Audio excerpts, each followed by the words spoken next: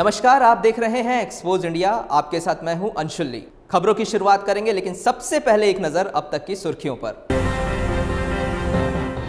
7 साल बाद मिला चिकित्सा घोष को इंसाफ। 2009 में हुए हत्याकांड के दोषियों को दिल्ली साकेत कोर्ट ने सुनाई सजा। 2 को फांसी और 1 को मिली उम्र कैद। दोषियों पर पत्रकार सौम्या विश्वनाथ की हत्या में भी शामिल होने का आरोप।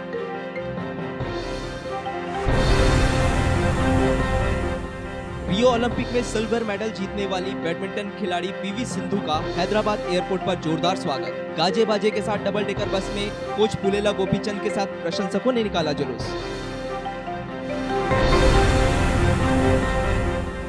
विपक्ष के निशाने पर आए मध्य प्रदेश के मुख्यमंत्री। जूते गीले होने से बचाने के लिए कुछ अलग अंदाज में जायजा लेते नजर आए शिवराज। पन्ना में पुलिस कर्मियों ने गोद में उठाकर करवाया बाढ़ पीड़ित इलाकों का दौरा। जेएनयू की पीएचडी की छात्रा ने छात्र नेता पर लगाया बलात्कार का आरोप। अनमोल रतन लेफ्ट संगठन आइसा का कार्यकर्ता है छात्र नेता।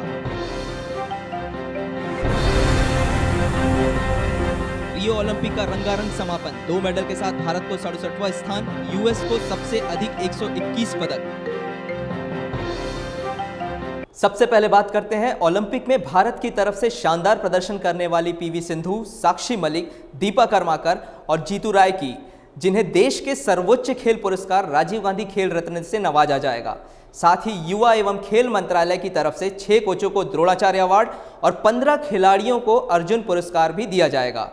गौरतलब है कि रियो ओलंपिक में भारत का प्रतिनिधित्व करते हुए पीवी सिंधु और साक्षी मलिक ने देश के लिए पदक जीता था। सिंधु ने बैडमिंटन में जहां सिल्वर मेडल जीता, वहीं साक्षी मलिक ने कुश्ती में ब्रॉन्ज जीतने में सफलता हासिल की। इसके अलावा दीपा कर्माकर ने भी शानदार खेल दिखाते हुए जिम्नास्टिक में 4था स्थान हासिल किया था।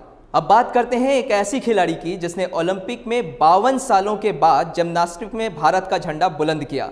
जी हां, हम बात कर रहे हैं दीपा कर्माकर की, जिसने अपनी कड़ी मेहनत के बदौलत रियो ओलंपिक के फाइनल तक का सफर तय किया। आइए देखते हैं ये खास रिपोर्ट। हवा में कलाबाजियां दिखाती लड़के, शरीर में चीते जैसी फुर्ती और चेहरे पर मासूमियत भरी मुस्कान। ये वीडियो है रियो ओलंपिक में 52 साल बाद महिला जिम्नास्ट में भारत का सिर गर्व से ऊंचा करने वाली दीपा कर्माकर का। दीपा एक ऐसा नाम है जिसने उस देश में जिम्नास्ट के लिए लोगों में रोमांच पैदा कर दिया, जहां लोग जिम्नास्ट को पसंद तो करते हैं, लेकिन उनमें से महज 50% लोग ही जिम्नास्ट का मतलब समझते हैं। दीपा की जो परफॉर्मेंस देखी वो इतनी बेहतरीन थी। दीपा ने हमारे जिम्नास्टिक फेडरेशन का नाम आसमान पे पहुंचा दिया। आज जो जिम्नास्टिक का नाम नहीं था इंडिया में, वो नाम टॉप पे आ गया। हवा में बाज की तरह उड़ती दीपा ने अपने शानदार खेलों की बदौलत एक नया मुकाम हासिल किया है। भले ही रियो ओलंपिक में वो मेडल नहीं जीत सकी हो, लेकिन उसने 125 करोड़ की आबादी वाले देश को अपने खेल की बदौलत एक नायाब तोहफा जरूर दे दिया। हाँ, मेडल आता तो बहुत अच्छा होता, पर देखिए यही होता है स्पोर्ट्स में, पर कुछ नहीं कर सकते अभी 4th प्लेस। पर हमारा पूरा कोशिश था और हमारा परफॉर्मेंस भी अच्छा था कि हम अच्छा दे। दीपा की कलाबाजी उन सपनों की उड़ान है जो अपनी तंग जिंदगी के एकांत में देखे जाते हैं। 9 अगस्त 1993 को त्रिपुरा की राजधानी अगरतला में जन्मी बंगाली मूल की दीपा का जिम्नास्ट में सफर काफी संघर्ष भरा रहा है। 6 साल की उम्र से ही जिम्नास्टिक शुरू करने वाली दीपा जब पहली बार कोचिंग के लिए गईं, तो उनके चपटे पैरों की वजह से उनके कोच ने उन्हें खेल के लिए अनफिट करार दे दिया था।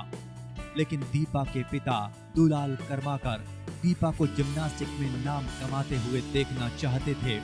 फिर क्या था, कड़ी मेहनत के बाद दीपा आज उस मुकाम पर पहुंच गई है जहां पर पहुंचना करोड़ों लड़कियों का सपना होता है।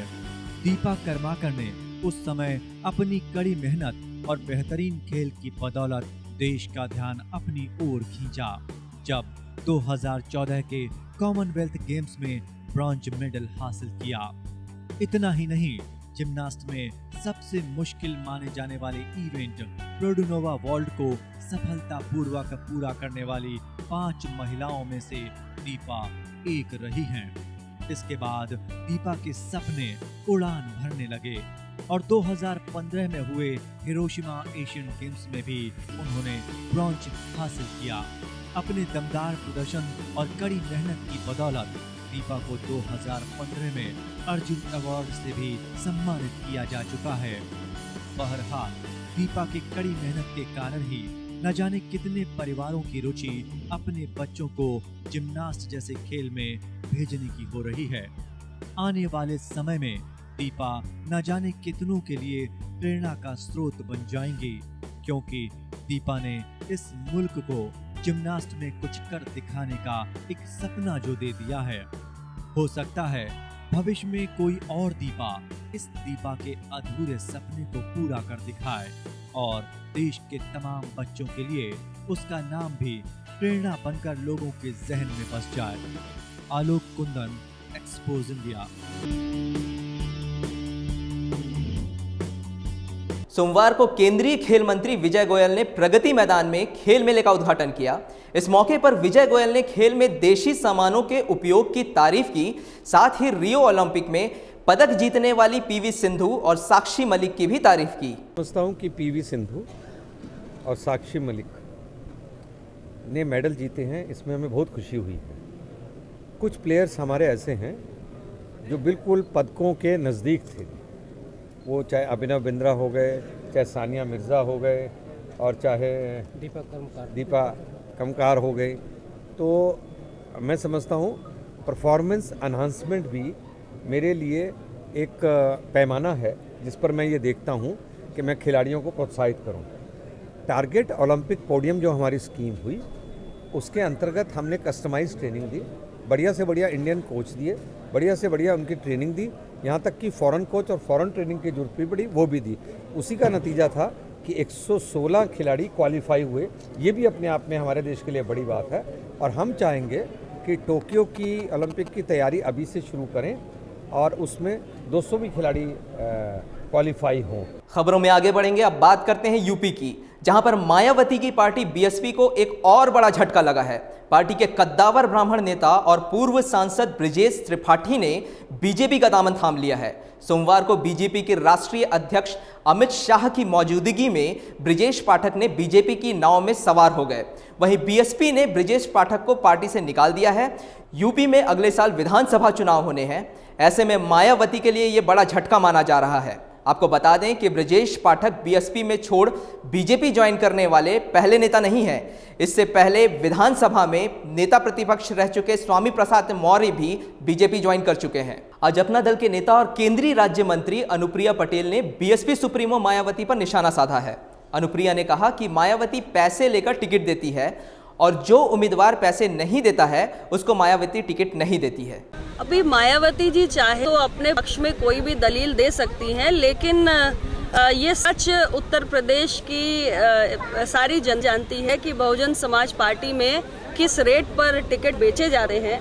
और रही बात अपना दल की या भारतीय जनता पार्टी की, तो मैं अपनी पार्टी की ओर से तो उन्हें ये कहना चाहूँगी कि हमारी पार्टी में टिकट बेची जाते हैं, बल्कि हमारी पार्टी के कार्यकर्ता चुनाव लड़ते हैं। दूसरी तरफ सुल्तानपुर में यूपी कांग्रेस के प्रदेश अध्यक्ष राज बब्बर ने पीएम मोदी और समाजवादी पार्टी के अध्यक्ष मुलायम सिंह पर जमकर हमला बोला। उन्होंने कहा कि समाजवादी पार्टी के मुखिया मुलायम सिंह ही बोलते हैं कि अगर जमीनों पर कब्जा करोगे तो चुनाव कैसे जीतोगे। ये सरकार जो है पूरी तरह से असमर्थ है। इन्हीं के पार्टी के मुखिया बोलते हैं, आज समाजवादी पार्टी के मुखिया, कि हम लूट को रोकने में असमर्थ हैं। इन्हीं के मुखिया बोलते हैं कि ज़मीनों पे कब्जा करोगे तो चुनाव कैसे जीतोगे। तो मंत्रियों को, संतरियों को, परिवार के लोगों को, यहाँ पे ऐसे भी तो समाजवादी पार्टी तो सिमट कर 12 लोगों में रह गई है, अब ये सपा बन गई है। हम चाहते हैं कि मोदी जो है, जो लाल किले पर बोलते हैं, जो इंदिरा गांधी ने जो किया था वो करके दिखाए। जिसको अटल बिहारी वाजपेयी ने कहा था कि ये दुर्गा है, तो दुर्गा ने पूर्वी पाकिस्तान में जिस तरह से लोगों का साथ दिया, क्या उसमें हिम्मत है मोदी साहब में कि वो उस तरह का साथ दे सके? पहले अपनी हकीकत सामने लाए, लाल किले पर खड़े होकर अंदरूनी राजनीति करने का काम न करें। अब बात करते हैं यूपी में एक ऐसे मंत्री की जो अपनी गाड़ी के नंबर प्लेट में बॉस लिखवा कर चलते हैं। आप देखिए मंत्री जी के इस क्रिएटिविटी को। करेंगे वो क्या किसी की रहनुमाई जो लुटाकर खुद कारवां आ गए। ये पंक्तियां परिवहन विभाग के दर्जा प्राप्त राज्य मंत्री प्रवेंद्र यादव पर सटीक बैठती है। जरा देखिए तो इन्हें। आम जनता को सड़क के नियमों के निर्देश देने वाले राज्य मंत्री खुद कानून की धज्जियां उड़ाते नजर आ रहे हैं। उनकी लाल बत्ती गाड़ी पर नंबर प्लेट की जगह बॉस लिखा है। बॉस का मतलब तो जानते हैं ना आप। दरअसल फिरोजाबाद के रहने वाले समाजवादी पार्टी के परिवहन मंत्री प्रवेंद्र यादव किसी काम के लिए आगरा डीएम ऑफिस पहुंचे तो मीडिया कर्मियों की नजर उनकी कार की नंबर प्लेट पर पड़ी। आप देख सकते हैं नंबर प्लेट पर नंबर की जगह बॉस लिखा है। समाजवादी पार्टी के माननीय मंत्री की ये करतूत कैमरे में कैद हो गई और कैमरे को देखकर मंत्री बगले झांकते नजर आए। नहीं, वो 80-55 ही है। एक मानक होता है नंबरों का, उन मानकों के विपरीत आप खुद परिवहन राज्य मंत्री हैं, तो क्या आप मानते हैं कि इस तरह के नियम जो उल्लंघन किए जा रहे हैं आपकी तरफ से किए जा रहे हैं, तो आप जनता से क्या उम्मीद की जाएगी? नहीं, लोग उल्लंघन नहीं कर रहे हैं। वहीं जब इस मामले में ट्रैफिक पुलिस के एसपी से बात की गई तो जनाब गोलमोल जवाब देते नजर आए।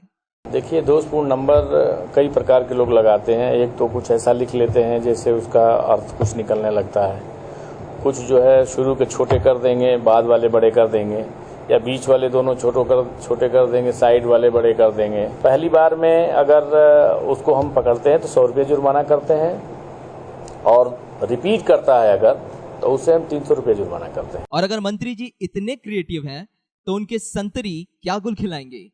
राजकुमार Tiwari, expose India, Agra. Expose India पर खबरों का सिलसिला लगातार जारी रहेगा।